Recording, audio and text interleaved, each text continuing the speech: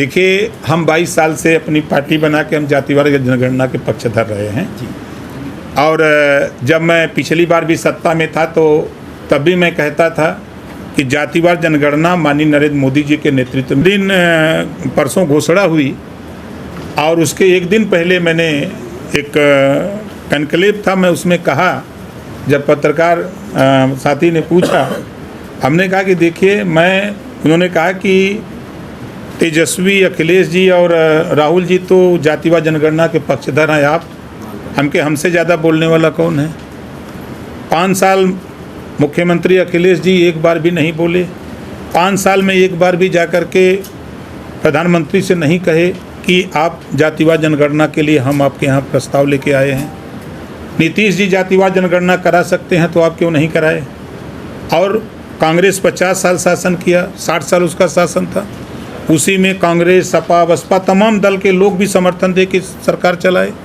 तो क्या सरकार चलाने वाले, सहयोग देने वाले लोग ये कभी कांग्रेस पार्टी से कहे कि जातिवार जनगणना करा दो तब हम समर्थन देंगे।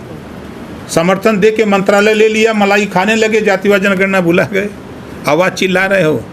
तो जातिवार जनगणना मोदी जी और अमित शाह जी से जो हम लोगों ने एनडीए में जब शामिल हुए 2016 में, तभी ये तय हुआ था कि भाई ये हमारा इशू है।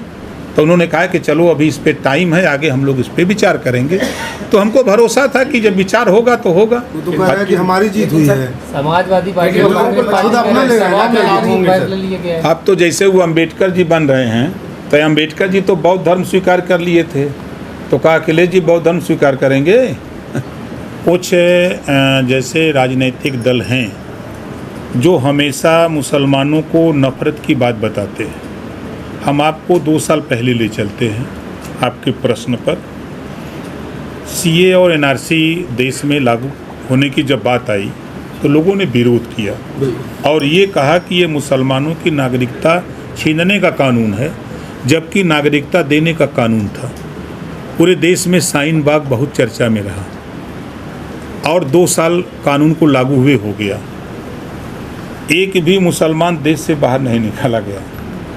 नागरिकता देने का कानून था कि जो वक्फ बिल है, पुराने बिल ये कहता है कि उस कमेटी में महिला नहीं रह सकती।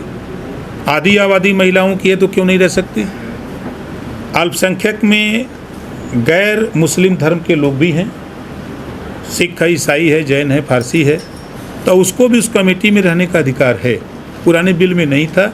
नए बिल में ये व्यवस्था दी गई है कि 2 महिला, 2 गैर मुस्लिम धर्म के लोग रहेंगे। तो कौन सी आपत्ति इसमें आ गई।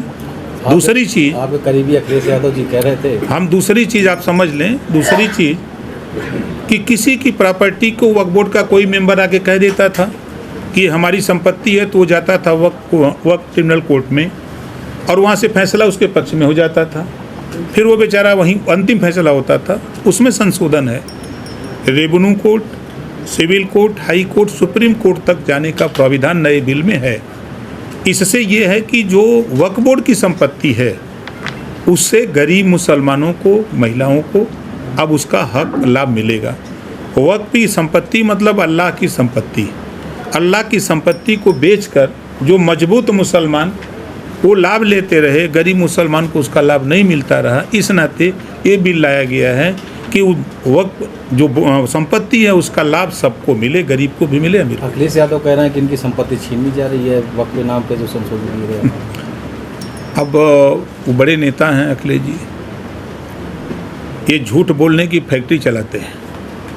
ये लोग भी सीए और एनआरसी पर ये लोग भी तो बोल रहे थे कि ये इनको नागरिकता छीनने का कानून है, अब नहीं बोल रहे हैं।